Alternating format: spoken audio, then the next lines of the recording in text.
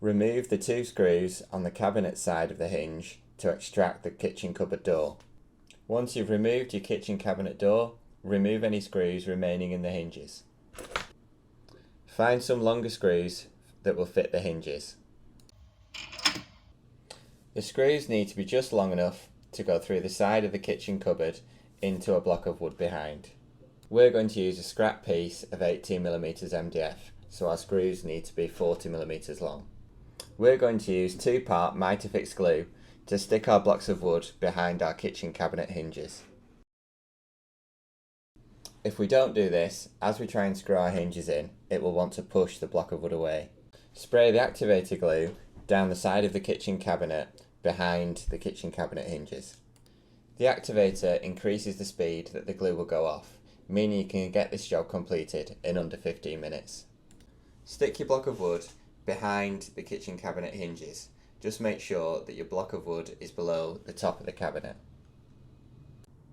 Hold the two surfaces together. Just be aware that the Mitre-Fix glue will start to set as soon as the two surfaces come into contact.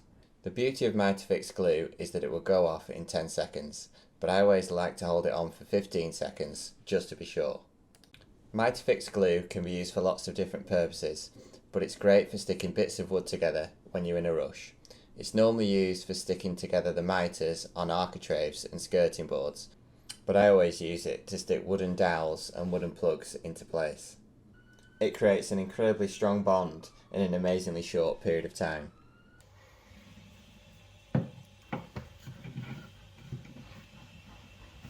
Now you've secured your blocks of wood, you'll be able to screw directly through the hinges right into them. As you screw into the blocks of wood, it will actually clamp the hinges to the cabinet, so there's no risk of them ever moving.